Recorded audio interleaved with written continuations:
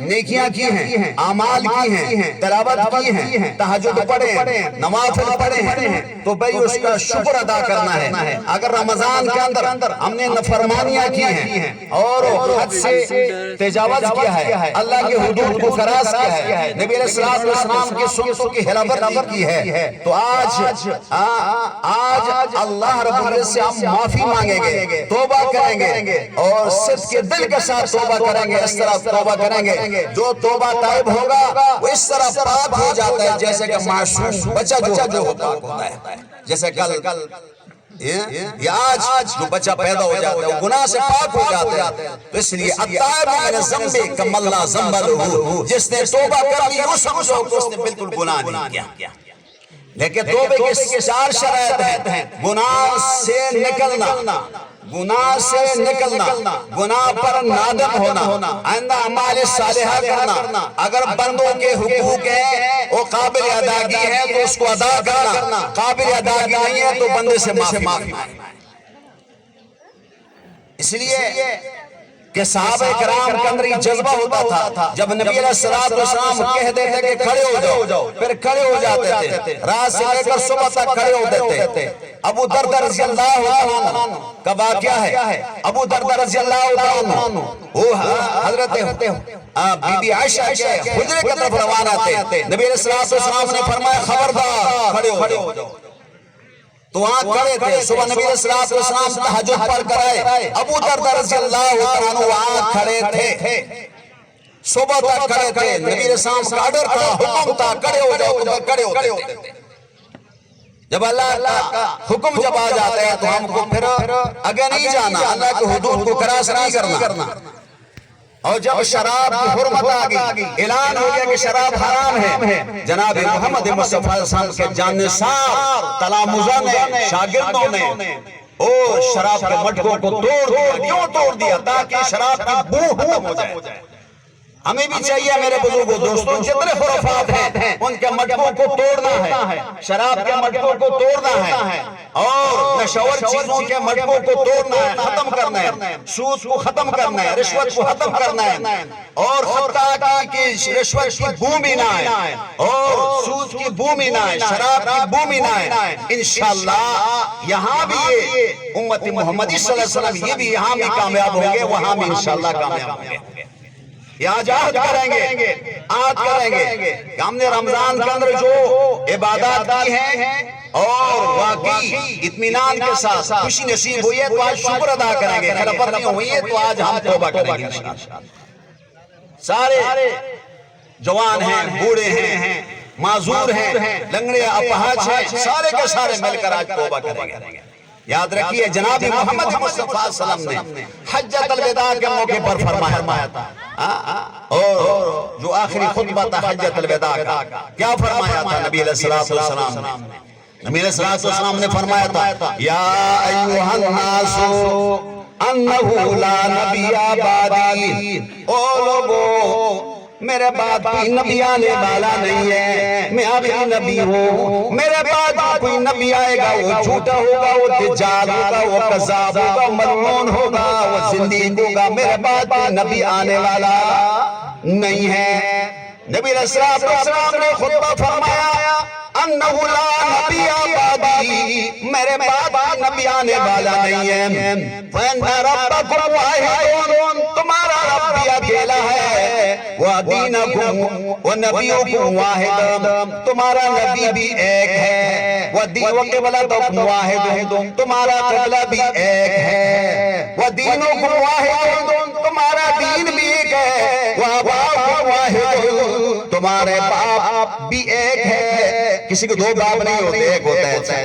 لا فضل لعربی علی العجمی، جناب محمد مصطفیٰ صلی اللہ علیہ وسلم نے فرمایا نہیں ہے فضیلت عربی کی عجمی پر، نہیں ہے فضیلت عجمی کی عربی پر، نہ عربی کی یعنی عجمی پر، اور نہ سفید کی گورے پر، نہ گورے کی سفید پر، کلکم بنو آدم، تم سارے کے سارے آدم کے بچے ہو، وآدم من تراب، آدم علیہ السلام نے اللہ نے مٹی سے بنایا ہے، ید اللہ الجماع، اور اللہ کی نصرت جماعت کے ساتھ ہوتی ہے۔ من شذ شذ فی النار، جو اسلام کے جماعت سے، اسلام سے ایک بالش بھی اگر باہر ہوگا، شذ فی النار، وہ اسلام میں وہ جلے گا۔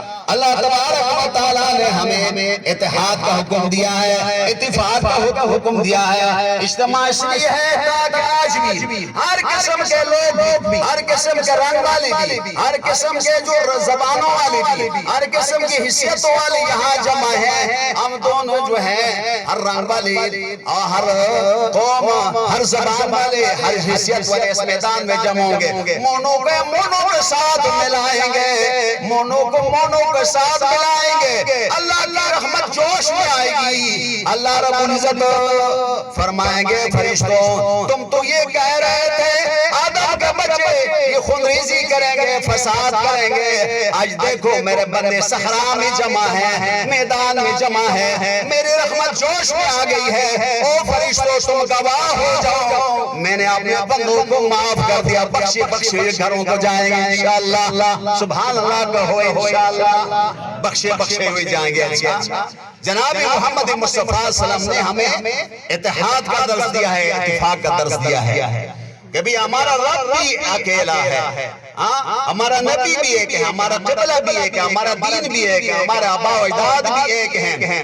کوئی فضیلت نہیں عربی کی عجمی پر، عجمی کی عربی پر، کالے کی گورے پر، گورے کی جو ہے سفید پر، سارے آدم کے بچے ہیں۔ تو انشاءاللہ یاد کریں گے، یہ فرقہ واریت کو ختم کریں گے، سارے کے سارے آپس میں بہن بھائی بنیں گے انشاءاللہ، انما المؤمنون اخوہ۔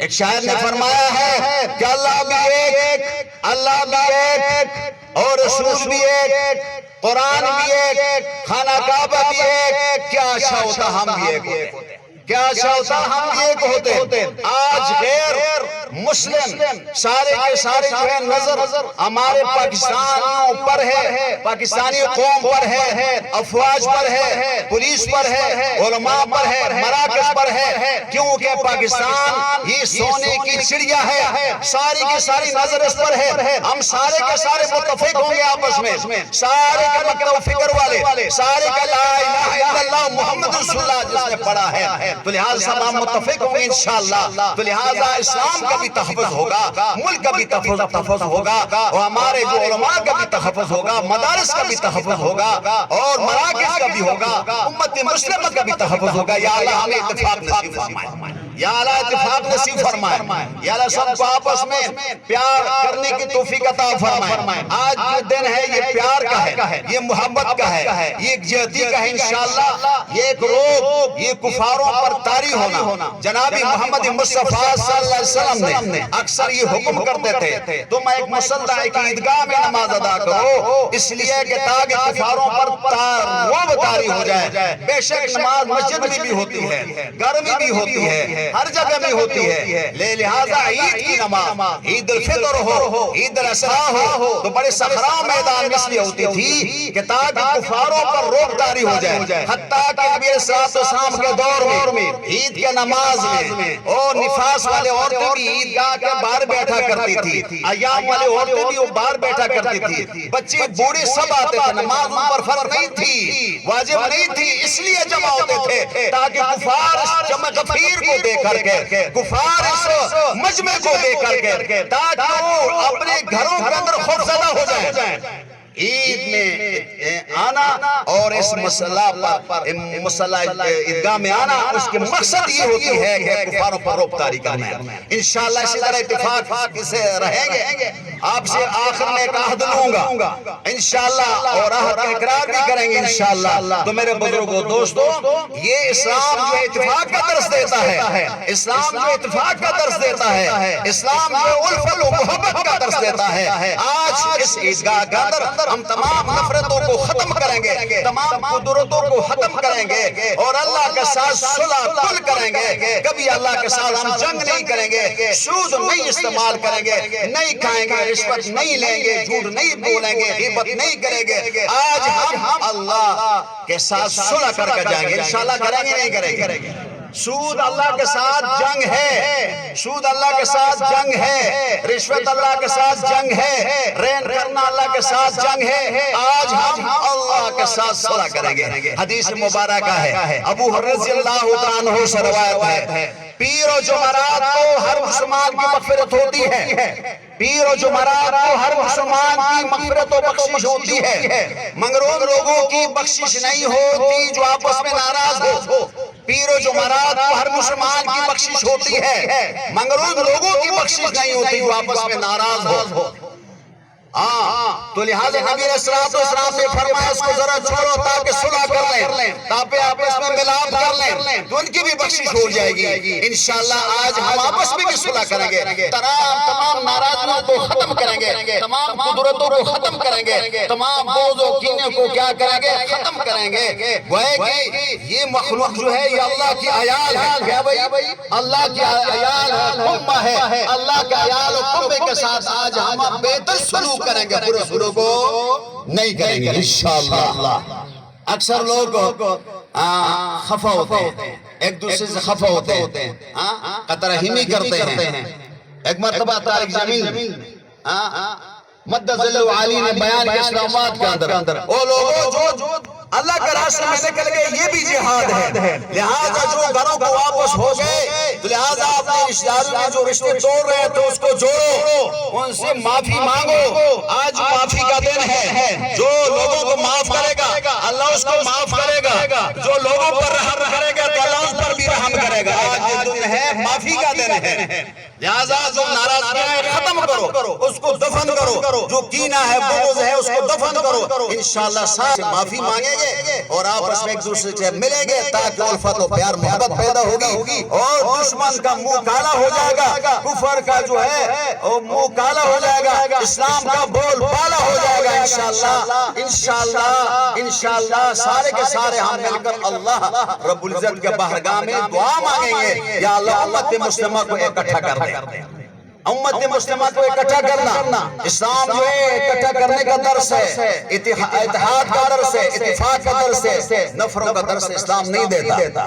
جناب محمد مصطفیٰ صلی اللہ علیہ وسلم نے حجۃ الوداع کے موقع پر فرمایا تھا کہ تمہارا رب بھی اکیلا ہے، تمہارا نبی بھی ایک ہے، تمہارا قبلہ بھی ایک ہے، تمہارا دین بھی ایک ہے، تمہارا باپ بھی ایک ہے، اور کوئی فضیلت نہیں ہے سفید کی بھئی کالے پر، کالے کی سفید پر، اور ساتھ ہی ہے کہ عربی کی عجمی پر، عجمی کی عربی پر، مگر فضیلت ہے یعنی تقوی کے ساتھ۔ یا اللہ ہمارے اندر تقوی پیدا فرمائے، یا اللہ ہمارے اندر تقوی پیدا فرمائے اور خوف پیدا فرمائے۔ سب سے بڑی چیز خوف خدا ہے۔ عمر رضی اللہ عنہ کے ایک واقعہ پیش کرتا ہوں، وقت کم ہے۔ عمر رضی اللہ عنہ 22 لاکھ مربع زمین کے حکمران تھے، عدل انصاف کرنے والے تھے، سارے کے سارے رات کو وہ چکر لگاتے تھے، 3 بجے یہاں چلے گئے، چکر لگایا اور دیکھتے تھے کوئی تو مطلب بھوکا تو نہیں ہے تاکہ اس کا بھی دیکھ بھال کیا جائے، کوئی تو جس کو دکھ درد نہیں ہے اس کا بھی دیکھ بھال کیا جائے، جو درد سے والی جو خاتون ہوتی تھی اور اس کی بھی فکر کرتے تھے کہیں تکلیف تو نہ ہو جائے، اس کو بھی اسپتال کے لیے معالجے کے لیے لے کر جاتے تھے۔ فاروق اعظم رضی اللہ عنہ چلے گئے، ایک گھر کے پاس کھڑے تھے، اندر سے آواز آ رہی تھی القی ما فی اللبن، القی ما فی اللبن۔ ہاں ماں بچی کو کہتی ہے بچی صبح عید کپڑے خریدنے ہیں، صبح عید راشن خریدنا ہے اور سامان عید خریدنا ہے، آپ ایسا کرنا کہ پانی میں دودھ میں پانی ڈالیں، دودھ میں کیا ڈالیں؟ پانی ڈالیں۔ اور بچی کہتی ہے میں نہیں ڈالتی، ماں بارو بار اس کو کہتی ہے کہ اس میں پانی ڈالو تاکہ ہمیں کپڑے بھی مل جائیں، عید کا سامان بھی مل جائے۔ بچی بڑی اچھی تھی، نیک تھی، دیانتدار تھی، اماں میں پانی نہیں ڈالتی، عمر سنے گا باہر۔ ماں کہتی عمر رات کو کدھر ہوگا؟ عمر تو ساری رات، ہمارے حکمران اللہ معاف فرمائے جب یہاں سے چلے جاتے ہیں تو 5 سال کے بعد آپ بازو کو دیکھیں گے، بازو کو نہیں دیکھیں گے۔ اللہ تبارک و تعالیٰ ایسے لوگوں کو دکھانے کی بھی اللہ پاک ہمیں ان لوگوں سے پناہ عطا فرمائے، اللہ ان کو سب کو نیک فرمائے اور ایک فرمائے۔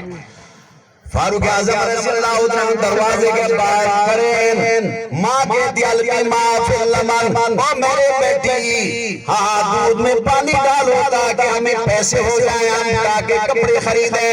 بیٹی کہتی ہے کبھی نہیں ہو سکتا۔ فاروق اعظم رضی اللہ عنہ سنیں گے کل ہمیں سزا دیں گے۔ ماں کہتی ہے رات کو فاروق اعظم کدھر ہے؟ ادھر تو نہیں ہے فاروق اعظم رضی اللہ عنہ۔ آپ بچی نے کہا چلو فاروق اعظم تو نہیں سن رہا، فاروق اعظم کا خدا تو سن رہا ہے، چلو فاروق اعظم نہیں سن رہا، فاروق اعظم کا خدا تو سن رہا ہے، اما جان پانی نہیں ڈالنا، اما جان پانی نہیں ڈالنا، چلو فاروق اعظم نہیں سن رہا، فاروق اعظم کا خدا تو سن رہا ہے۔ فاروق اعظم رضی اللہ عنہ چلے گئے، صبح دستک دی اور بچی بھی اور بچی کی ماں بڑے پریشان ہے کہ فاروق اعظم رات کو تو بات سن لی ہوگی، فاروق اعظم رضی اللہ عنہ رات کو تو بات سن لی ہوگی، لہذا بڑی پریشان ہے۔ فاروق اعظم رضی اللہ عنہ فرمایا پریشان ہونے کی ضرورت نہیں ہے، وہ بچی کہاں ہے، میں اسے اپنے بچی کے لیے رشتہ مانگنا چاہتا ہوں، عاصم کے لیے ایسی بچی ہونی چاہیے۔ رات کو جو کہہ رہے تھے اماں پانی نہیں ڈالا، اب پانی نہیں ڈالنا، فاروق سنے گا اور بار بار اصرار کے باوجود فرمایا چلو فاروق اعظم تو نہیں سن رہا، فاروق اعظم کا تو خدا سن رہا ہے۔ فاروق اعظم رضی اللہ عنہ فرمایا ایسی بچی کا میں اپنے بچے عاصم کے ساتھ رشتہ کرنا چاہتا ہوں۔ آخر اس بچی کا ساتھ رشتہ ہو گیا۔ فاروق اعظم رضی اللہ عنہ کہتے ہیں او میرے بہو، او میرے بچی اس سبق کو پھر دوہراؤ، فاروق اعظم نہیں سن رہا، فاروق اعظم کا خدا تو سن رہا ہے، خوف خدا ہے۔ جب تک ہمارے اندر خوف خدا ہوگی تو انشاءاللہ نماز بھی نہیں چھوڑیں گے، خوف خدا ہوگی تو لہٰذا مسجد کو بھی نہیں چھوڑیں گے، خوف خدا ہوگی تو روزے کو بھی نہیں توڑیں گے، خوف خدا ہوگی تو گالیاں بھی نہیں دیں گے، خوف خدا ہوگی تو غیبت بھی نہیں کریں گے، خوف خدا ہوگی تو الزام بھی نہیں لگائیں گے، خوف خدا ہوگی کسی پر تہمت بھی نہیں لگائیں گے، خوف خدا ہوگی تو علماء کے پیچھے باتیں بھی نہیں کریں گے، خوف خدا ہوگی تو بزرگوں پر الزام بھی نہیں لگائیں گے، خوف خدا ہوگی تو یتیموں کے ساتھ ہمدردیاں بھی کریں گے، مسکینوں کے ساتھ ہمدردیاں بھی کریں گے، اور اس عید کے دن یتیموں کو بھی اس خوشیوں میں اپنے ساتھ ملائیں گے۔ سب سے بڑی چیز کیا ہے؟ خوف خدا ہے۔ امام مفتی محمد شفیع رحمۃ اللہ فرماتے ہیں کہ امن و امان کا زباندار خوف خدا ہے، ڈنڈوں کے ذریعے سے برائیوں سے نہیں بچ سکتے، سب سے بڑی چیز کیا ہے؟ خوف خدا ہے۔ آج بھی اگر خوف خدا ہے تو لہٰذا انشاءاللہ یا مہینے میں اسی طرح نماز پڑھتے جائیں گے، خوف خدا ہوگی تلاوت کو نہیں چھوڑیں گے، خوف خدا ہوگی تو مسجد کو نہیں چھوڑیں گے، خوف خدا ہوگا تو زکات کو نہیں چھوڑیں گے، خوف خدا ہوگا تو عشر کو بھی نہیں چھوڑیں گے، خوف خدا ہوگا غریبوں کا حق بھی ادا کریں گے، خوف خدا ہوگا تو حقوق العباد بھی ادا کریں گے، خوف خدا ہوگا تو اللہ کا حق بھی ادا کریں گے، بندوں کے حق بھی ادا کریں گے، بیوہ کے حق بھی ادا کریں گے، ناداروں کے حقوق بھی ادا کریں گے۔ سب سے بڑی چیز کیا ہے؟ خوف خدا ہے۔ اگر نوجوانوں کے اندر خوف خدا ہوگا، پاؤڈر بھی نہیں استعمال کریں گے، خوف خدا ہوگا، افیم بھی نہیں استعمال کریں گے، خوف خدا ہوگا، منشیات بھی نہیں استعمال کریں گے، خوف خدا ہوگا، نبی علیہ السلام کے طریقوں کو اپنائیں گے، خوف خدا ہوگا، وہ مدارس کے اندر بھی پڑھیں گے، خوف خدا ہوگا، اپنے بچوں کو اللہ کے راستے میں نکالیں گے، خوف خدا ہوگا تو مبلغ بھی بنے گا، خوف خدا ہوگا لہذا مجاہد بھی بنے گا، خوف خدا ہوگا اخلاقی بھی بنے گا، بد اخلاقی سے بھی دور ہے۔ سب سے بڑی چیز کیا ہے؟ خوف خدا۔ چلو فاروق اعظم رضی اللہ عنہ نہیں سن رہا، فاروق اعظم کا خدا سن رہا ہے۔ آخر اس بچی کے ساتھ نکاح ہو گیا۔ فاروق اعظم رضی اللہ عنہ جب عدالت جاتے ہیں، او میری بہو بیٹی اس سبق کو پھر دوہراؤ، فاروق اعظم رضی اللہ عنہ نہیں سنا، فاروق اعظم کا خدا تو سن رہا ہے۔ چلو اگر مخلوق نہیں دیکھ رہے، اللہ تو دیکھ رہا ہے، ہم گناہ کرتے ہیں، فرشتے تو دیکھ رہے ہیں، کم سے کم تو اللہ سے فرشتے سے حیا کرنی چاہیے۔ الحیا شعبۃ من ایمان، حیا جو ہے ایمان کا حصہ ہے۔ اذا فات الحیا فافعل ما شئت، جب حیا ختم ہوگی تو جو چاہو کرو۔ اللہ تبارک و تعالی یا اللہ ہمارے اندر حیا پیدا فرمائے۔ جیسے کہ عثمان کی حیا تھی، عثمان رضی اللہ عنہ فرش پر جاتے اللہ اسے عرش پر حیا کرتے ہیں. اچھا یا اللہ ایسی حیا میں نصیب فرمائے. یہ حیا کس طرح پیدا ہوئی تھی؟ عثمان رضی اللہ عنہ فرمایا کبھی میں نے نامحرم کو نہیں دیکھا، کبھی بھی نامحرم کو نہیں دیکھا. اکثر میں نوجوان ساتھیوں سے حدیث بیان کرتا ہوں کہ راستے کے 4 حقوق ہیں. کتنے حقوق ہیں؟ 4 حقوق ہیں. ویسے راستہ نہیں بیٹھتا، گلیوں میں نہیں چلنا اور گھاٹ کے پاس نہیں بیٹھتا. وَاتَّقُوا تہمت کے جگہوں سے بچنا ہے، تہمت کے جگہوں سے بچنا ہے. ہاں راستہ میں ہم بیٹھتے ہو، ضرور بیٹھتے ہو تو 4 حقوق ادا کرنا. کتنے؟ 4 حقوق. پہلا حق ہے غض البصر. اگر راستہ میں ہمارے بوڑھے نوجوان بیٹھتے ہیں تو اپنی نگاہوں کو نیچے کرنا. اور دوسرا حق کیا ہے؟ جس سے راستہ گم ہو گیا اس کو راستہ بتلانا. تیسرا حق کیا ہے؟ سلام کسی نے کیا سلام کا جواب دینا. چوتھا حق کیا ہے کہ غریبوں کے ساتھ مدد کرنا. تو پھر بے شک بیٹھو. اگر 4 حقوق ادا نہیں کر سکتے، پاسداری نہیں کر سکتے تو راستہ خامخواہ نہیں بیٹھنا. تہمت کے جگہوں سے بچنا چاہیے، تہمت کے جگہوں سے بچنا چاہیے. خامخواہ سلام کا جواب دو تو پھر بیٹھو. اپنی نگاہ کو نیچے کرو تو پھر بیٹھو. کسی مزدور کے ساتھ مدد کرو تو پھر بیٹھو. اور اگر کسی راستہ گم ہو گیا اس کو راستہ دکھانا ہے تو پھر بیٹھو ورنہ نہیں بیٹھنا. انشاءاللہ دعوت بات ہو بھئی تو مت زنون ازان میں بچ گو. اے تمام حرمات ازان میں بچ گو. گناہوں نہ بزان بچ گو با نین با توبہ با سلسلے بصدق سرا. اور ادھر سے پاک چیز زمان عزت منو لیکن معشوم بچے دی پاک. اللہ تبارک و تعالی مجھے توبے کول اللہ مجھے توفیق رکھے. یا اللہ نے توبے کول توفیق رکھے. صفونہ بالکل درست، صفونہ درستگی مسخ حصہ دا. صفونہ کی درستگی نماز کا حصہ ہے. صفوں کی درستگی نماز کا حصہ ہے. اول زارو اور پسوارو کم حکم چلے جماعت کرے مجھگ حکم ادگاہ کرے. اول زارو اور پسوارو موبائل کول بند ساتے اللہ سرا تعلق جوڑ ساتے اور محلوق تعلق